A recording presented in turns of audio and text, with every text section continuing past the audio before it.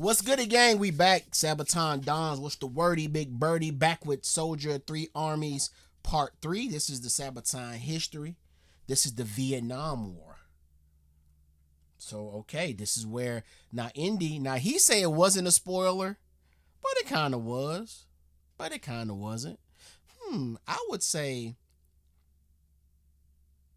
that Joaquin he kind of spoiled it when he said, damn, Andy, you should know being American. He kind of gave it away because I kind of picked up that, okay, maybe he served in the U.S. military as well. Maybe he jumped in like he jumped in with the Germans. So we about to see. This is part 3, Vietnam War. Let's rock. Learn me something, Indy. Today on Sabaton History. Part 3 of Soldier of Three Armies. Yeah.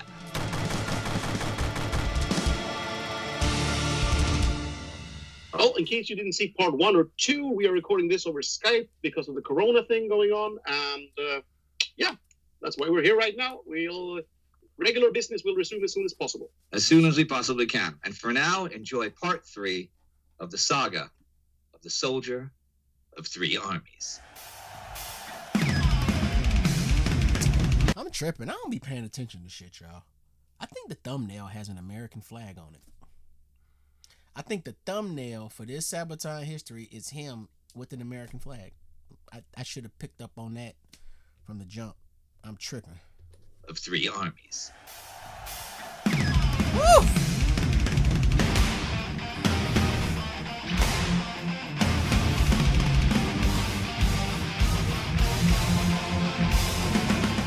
This is part 3 of 3 of Soldier of Three Armies. Now, this is episode, like parts 1 and 2, I am not filming at our studio in Bavaria. I'm filming in my home, in my living room in Stockholm, Sweden. And my friend Ryan is doing the camera. Say hi, Ryan. Hi, Ryan. It's still always funny. And our lighting is basically whatever lights we have from around my apartment. Okay, down to business. By the beginning of 1946, the world, on the surface, seemed to be finally at peace. But in reality, it was no safer place than before. The Second World War was over, sure, but the fragile alliance between the United States and the Soviet Union had fallen apart. Now an iron curtain descended over Europe and soon separated the whole world into opposing ideological camps. Although Finland had once again preserved its independence, as we saw in parts 1 and 2, the Soviet Union was slowly... Damn, man. You know, I remember, when I started doing Sabaton, and I think I've done a couple of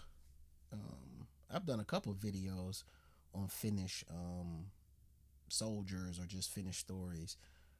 I think the Fat Electrician I've done some too. And people coming in the comments like, this American doesn't give a fuck about our history. He's just blabbering on. He doesn't even blah, blah, blah. He doesn't even care. And I'm just like, shit, I'm just trying to learn. Shit. But I guess since I'm learning on camera, it makes people feel away. But now I'm seeing like, damn, y'all, I see why the proudness is there. It's like y'all have fought for independence twice and kept it. And like, one, that's something, that's really something to be proud about. Like, so I get it, y'all. I get it. Fuck it. Be mad at the American for wanting to learn our history. And I get it. I may not be showing the enthusiasm y'all want, but I'm learning as I'm learning. I'm like, damn, these motherfuckers. Wait a minute, you telling me they fought off the Soviets because it was winter and they to them the snow was the higher ground, right? Cool, the conditions became their higher ground. Then y'all link up with Nazi Germany and y'all ally up and you actually keep your independence. Oh, well, after the first time you signed the treaty, which helped keep y'all independence, then y'all link up with Germany, go back at it with the Soviets, and you keep your again. Like, world into opposing ideological camps. that's amazing. Although Finland had once again that's something to be very proud of. preserved its independence, as we saw in parts 1 and 2, the Soviet Union was slowly clenching Finland tighter and tighter in its grip. The Finnish Communist Party, now heavily funded from the USSR, was growing in strength, and Soviet agents operated freely throughout Finland. Lauri Tarni was now 27 years old, a well-known and well-respected war hero from 2 wars. But that put him in the sights of the Valpo, the Finnish political secret police. The Valpo was by now firmly under communist control. There had been several roundups targeting decorated veterans, high officers, and politicians. They found themselves under investigation for war crimes on orders from Moscow. 1,500 Finns were found guilty in show trials. Oh, wow. In April, the Valpo arrested Lauri Tarni. His cooperation with the German secret police was the only thing the Valpo could actually pin on him, but they accused him of planning to overthrow the Finnish government. He was sentenced to 6 years in prison for treason. It was not until December... There's so much they're not saying. What are you talking about, bro? Now you're telling me the legend that helped y'all not reclaim but sustain y'all freedom, y'all independence. You're now saying because of something y'all told him he could do, that he is now plotting against home turf? It's just like, bro, can we win? Can we win, bro? Can I win, bro? I'm just trying to win. I'm doing this for y'all. I'm doing this for us. All right, bro. Fuck it. Right.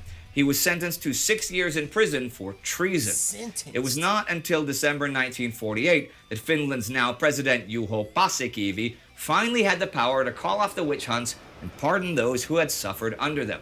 Thank you. Lauri Tarni was a free man, but the country for which he had risked his life so many times had no place for him anymore. He was an ex-SS man, an ex-resistance fighter, and now also an ex-convict. Many of his old comrades had escaped the Valpo by fleeing to Sweden and from there across the world towards South America or the United States. Soon, there were little Finnish communities abroad that helped other Finns escape. In the first half of 1949, Tarni wrangled with the decision to leave. Finally, he packed his bags, took a friend's passport, and made for the Swedish border. There, he forced a taxi driver at gunpoint to drive over the border, and then Lauri Tarni made a straight line for the Swedish immigration office. Once in Stockholm, he kept a low profile, and he even fell in love with a woman named Maria Palm. So, like dead ass, y'all. So seriously, y'all telling me that this man, from the age of 17, been actually listed and serving his country, joining the world. He loved the country so much, he joined the world's ops, the Germans. That was the world's ops. He joined them to keep his country free and clear of danger. And in return, they throw my boy in prison for 6 years. I don't know exactly how long he served, but he was sentenced to 6 years. And when he gets out, they ain't got nothing for him. The president was like, bro, I can get you out, but ain't really too much shit I can really do for you, bro. I mean, like, I can get you out, though. Got him out. And now he has to do fucking spy espionage shit. And friends' passports and fleeing to different countries and taxi cabs at gunpoint, then has to beeline to the Swedish damn embassy or immigration. Like, bro, like, damn, bro, like, what the fuck? That's a what the fuck moment for me. And maybe this is the part where in the song they were talking about he crossed the water. Okay, then, let's go. In Stockholm, he kept a low profile, and he even fell in love with a woman named Maria Palm. They were soon engaged and even planned their marriage. Maria actually traveled to Finland to get Tarni's uniform and medals for the wedding ceremony.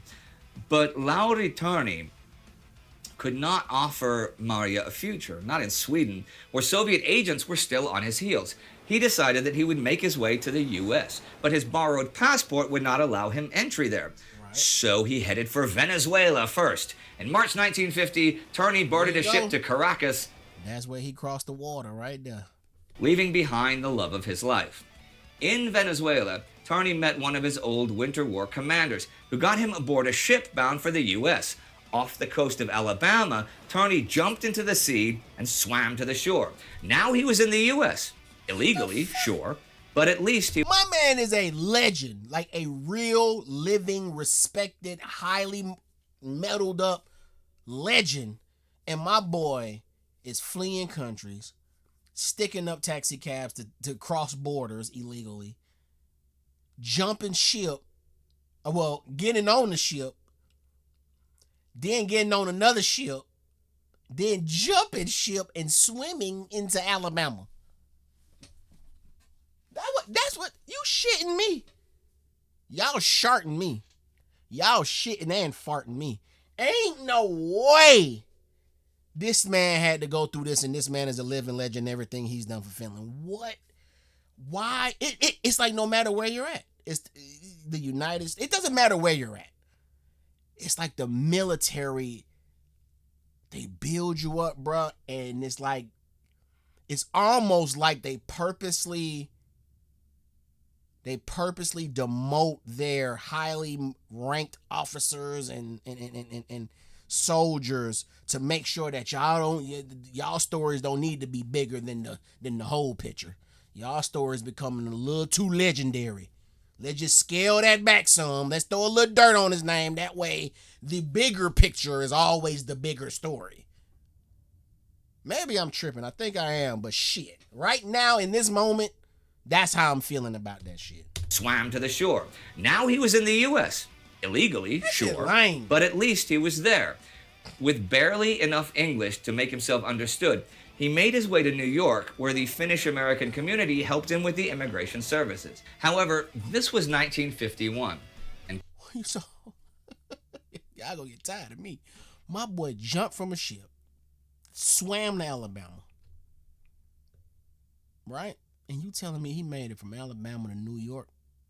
There's got to be details there. Gee, this is a 9-hour movie. This sounds like a 9-hour movie. 3 hours. I'll go 6-hour movie. 2 hours per army. I can go for that. Cold War America, starring Senator Joe McCarthy. The fear of communist spy rings and double agents in all walks of life was a hallmark of an age of deep paranoia. Once more, Turney's past caught up with him. In July 1951, the FBI arrested and interrogated Lowry Turney about his service in the Winter War, about the SS, about his prison sentence. Deportation seemed imminent, but at the last moment, a bill associated with the Lodge Act was pushed through Congress, allowing Turney and other persecuted foreign veterans to apply for citizenship through service in the U.S. Army. Lowry Turney filled out his Declaration of Intent and was sworn into the American Army. Since most Americans had problems handling the name Lowry Turney, and as a way to make a fresh start, Lowry Turney became Larry Thorne. Now, the U.S. Army was specific... I don't know how I didn't pick up on that. I'm tripping. Named Larry Thorne.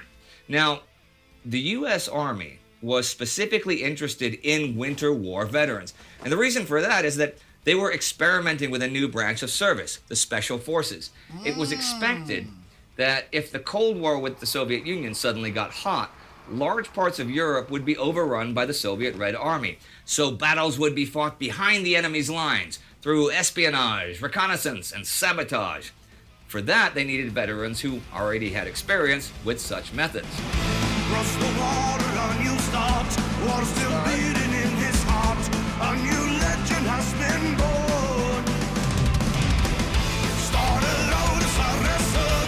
Some promoted will this change this. Okay, so in the original when I was breaking it down, so when they say a new start, he crossed the water, he comes to the U.S. Well, he goes to Venezuela, I think they said. And then, anyway, he crosses the water, he gets to the U.S., and this is the new start. This is the new story. He meet a chick, you know what I mean? He get picked up by the feds. The feds interrogate him because they kind of interested in his training, basically his knowledge, what he knows, and if he can. I take it they're about to ask him to train some motherfuckers. I don't know. By 1954, And this is, it's crazy how I'll miss some stuff, but I'll pick up some stuff. When Indy did the name switch to Larry Thorne, they left the E out, but in the video they use a E at the end of his name.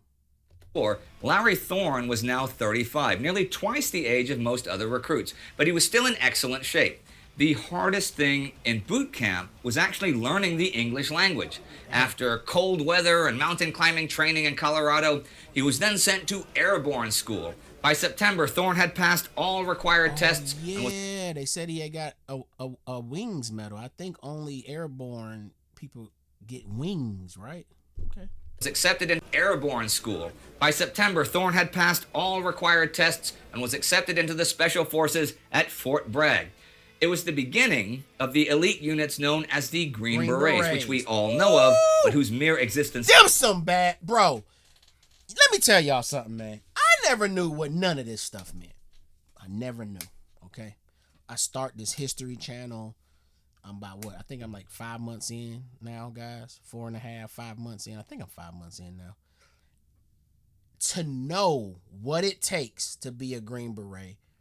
Also, to know the movies, the action movies, where the main character with all the plot armor is a Green Beret. Now knowing what that means, bro, these guys on this screen are they're unfuckwittable. My boy got the Ranger tab, an airborne tab, bro. Let me tell you something, man. These are unfuckwittable people. My man in the front look my height. I've learned in the middle. I should have joined the damn military. I'll probably have all kind of damn stories with my little ass, because all these dudes be small in stature. Them some unfuckwittable people right there. I wonder what my boy in the blue looking over thinking. I don't know. He marked up too. My boy got on the medals too. I don't know. Let me stop rambling. Come on. Of the elite units known as the Green Berets, which we all know of, but whose mere existence then was still kept a secret. Fast forward to 1963, and post-colonial Vietnam was fought over between the Communist North and the American-supported South. North Vietnamese guerrilla fighters infiltrated the South, attacking both South Vietnamese and American forces. They transported their men and material along their major supply route, known as the Ho Chi Minh Trail. However, most of the trail was hidden from the air, covered by thick canopies of jungle trees. Right. For someone to destroy the trail, they'd need boots on the ground. Larry Thorne would be part of a specially schooled operational detachment known as an A-Team. Yeah, I know. To fight the insurgency. This was what he had trained and lived for. Didn't matter if it was subarctic Karelia. Hold on. This was what he had trained. Yeah, I know. To fight the insurgency. This was what he had trained and lived for. Didn't matter if it was subarctic Karelia or the tropical jungles of Vietnam. His first assignment brought him to a camp near the Cambodian border called Chao Lang, and it was straight out of Apocalypse Now. Far away from the eyes of public or high command, Chao Lang was a lawless area. The camp had been attacked and nearly overrun 11 times in just the past month alone. As Thorne looked around the camp, he spotted a North Vietnamese flag on a hill nearby and made it his first mission to tear it down, to make it clear that there was a new sheriff in town. Officially, they were to respect the Cambodian border, but in reality, this was bandit country full of guerrilla fighters. Thorne immediately reorganized the system and ordered an aggressive stance against the enemy. His mantra that a good defense was a strong offense meant that he would attack the enemy wherever he showed himself. Similar to the winters in Karelia, the terrain dictated the battle in Vietnam. Brute force meant little inside the jungle. And once more, Thorne's daring and unconventional thinking showed results. He ambushed the ambushers and booby-trapped their supply routes. After his 180-day-long first tour in Vietnam had ended, He and everyone else in his team received the Purple Heart for wounds taken in battle, but they came back alive. Thorne was also awarded the Bronze Star for valor. This would not be Thorne's only tour, though. American High Command wanted to deal the Ho Chi Minh Trail a crippling blow. This time, they planned on using small reconnaissance teams to infiltrate Laos, to locate Viet Cong supply depots, mark them for airstrikes. But since operations in Laos were political dynamite, they needed the best of the best. Larry Thorne was top of their list. On October 18, 1965, 3 King B Special Forces helicopters made their way towards the Ho Chi Minh Trail. Larry Thorne was now 46 years old, and this time, he was only there to make sure that the insertion would go as planned. The 3 helicopters moved forward, flying low above the treetops. But as they approached the landing zone, the weather went bad. Rain clouds hung like steamy curtains over the surrounding mountain ridges. Thorne was about to call it all off, but then the weather cleared for a moment and the men were dropped into the zone. Thorne's helicopter circled high above them. He chose to remain in place until the team leader gave the radio signal, but by then, the weather had turned again. A storm was approaching. The King Bee was an old model with outdated instruments. At first, they were headed north. Another helicopter trying to follow their radio frequency noticed that they suddenly made a 180-degree turn. Then they were gone. The King Bee had vanished. Reports that Thorne was missing reached headquarters soon after. 56 search and rescue missions were mounted, but they found nothing. No crash site, no radio contact, not a trace of what had happened. So Larry Thorne was listed as missing in action. It was assumed that the helicopter had crashed in the jungle and there were no survivors. A year later, on October 19, 1966, he was officially declared dead. He was posthumously awarded the Distinguished Flying Cross. Rumors, of course, circulated. People could simply not believe that Larry Thorne, the legend, had disappeared. Many hoped that he was still alive somewhere, but they also feared that he might have been captured by the North Vietnamese, or worse, turned over to the Russians. Others half-jokingly said that maybe he simply walked out of Laos and started a new life again somewhere else. I mean, he'd done it before. In the late 1990s, a task force finally found maybe something. A crash site not far from Thorne's last known position. There they found the remains of a crashed King Bee.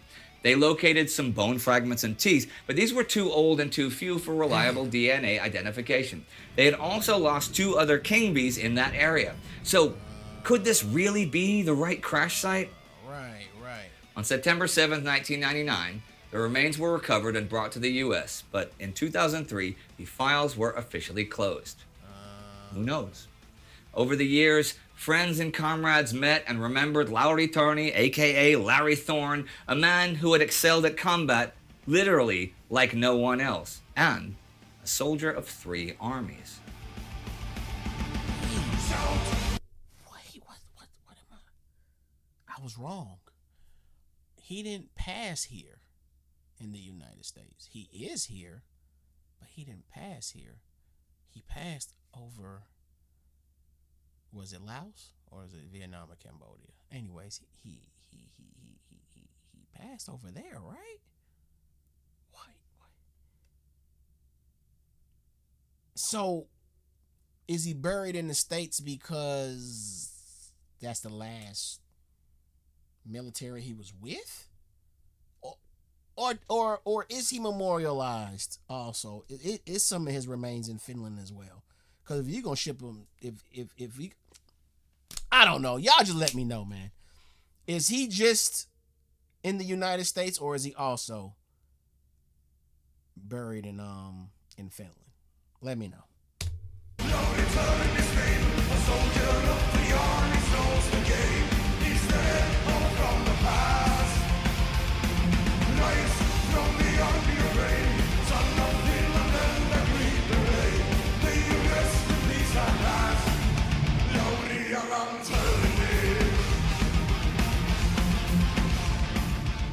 Now, this is quite interesting because a few weeks ago we did Into the Fire with Parrot, and that's your only song that's about the Vietnam War, like the whole song, right? But obviously, what we just saw today is about events that happened in Vietnam. That's true, actually. I hadn't thought of that actually, but yeah, that's where he ended his military career and life, I guess. But yeah, that's true, actually. It's about the Vietnam War, like the whole song, right? But obviously, what we just saw today is about events that happened in Vietnam. That's true, actually. I hadn't thought of that actually, but yeah, that's where he ended his military career and life, I guess. Is there any special reason for you, or is it just a chance that you haven't written more songs about Vietnam? Because you've written a lot about World War II, for example. Oh, good question. No, I don't know actually. There should be. Right. I mean, Keep it real. so many stories I like come across from there, but I think it comes down to that we've turned into doing more and more thematic albums. Yeah. Like we did now, The Great War. So Interesting to write something about something from the Vietnamese, like the Viet Cong perspective, since you have stories about. I don't know much about Vietnam. Do you guys think there's enough stories that could be told for Sabaton to do a Vietnam album? Maybe. The Vietnamese, like the Viet Cong perspective, since you have stories about not just about Allied people in World War II. You have songs about Germans. Yeah, I mean, I always wanted to do 2 or 3 sides. Like we're doing 3 episodes about Soldier of 3 Armies now. It would be so interesting to do the same thing, but musically, to cover events from the same event. I guess, from different perspectives would be really interesting musically, I guess. Well, and there's so much tie-ins you can do musically as well. Yeah. You could build the music as where you could have the pre-chorus the same from both songs, but modulated. One could be in minor key, one could be in a major key, so they're sort of hinting at each other. And the major key one could have the bagpipes, just like like Staticburg. I never forget that. That's the only song that you wrote in a major key. Hey, but I did want to ask you about the actual song, because in the other episodes, we didn't really talk much about the songwriting or how it was constructed or who it was with. Was this something you started with lyrics and then did the music, or you had the song sitting around, or how did this work? We started with the music, and it's a bit of a different one, because I remember I was going to Falun, our hometown basically, and about to write some music. And I was planning to write with one of our old-time writing partners, and people kept canceling on me. So I thought, what the hell, I'll go to Falun anyway. And just on a whim, like 2 days before, I got in touch with Tube. We decided that let's try and see if we can write a song together, And maybe they don't know who Tobe is. Can you tell them? Yeah. So I should tell. Tube is our previous guitar player. He was in the band from 2012 until 2016, if I'm not mistaken. And this is in 2014. The thing with songwriters, I mean, I knew he could write music. He'd written stuff before, but you never know if you're compatible as songwriters. Sure. It's kind of a fond memory for me, this one, because it's on this song we found out that we are compatible as songwriters. I mean, it shouldn't be a surprise. We're almost the same age. We like the same kind of classical 80s hard rock and metal. It actually started with me and Tube not knowing where to start. And he started riffing. It's sort of I think we started with kind of the intro riff, and we modified it. It was a little bit too much Judas Priest. I mean, there's still a bit of Judas Priest in there today. What's wrong with Judas Priest? A great band, band we both love. Actually, it was a quick process and a really nice one. Did you write the lyrics yourself, though, or did he help you with the lyrics later? Or was that just you or you and Per? That was me alone, I think. Could be me and Per, but I think I wrote this one myself. Actually, not sure. You're going to have to look it up in the credits, anyone who's watching this, if you want to know.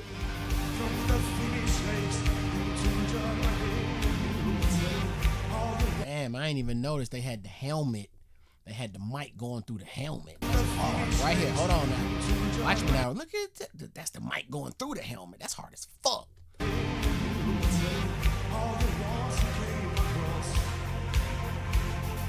And now we've just spent 3 episodes telling the story. This is fun, our first trilogy. Thank you very much once again for watching Sabaton History. Thank you very much, and see you next week. See you next week. Wait, I didn't even realize the fucking mic stand is a fucking See you next week. rifle. See you next week. Chopper. Look at the mic stands. Look at the mic stands. The helmet is sitting on top of the rifle, and then the mic going through. That's so hard, y'all. How the hell I'm just not picking up on that? Has it been like this all the shows I've been watching? Has a weapon been holding their microphones up this whole time? Thank you very much, and see you next week. See you next week.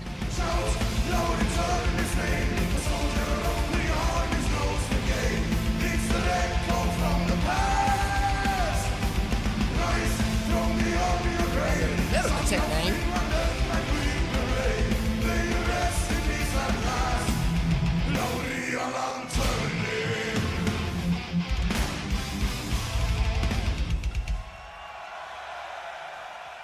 All right. You know what's coming now? It's me asking you for money. So, money, give me all your money.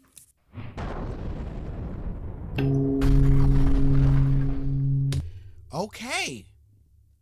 Damn, that's crazy. So he literally just disappeared.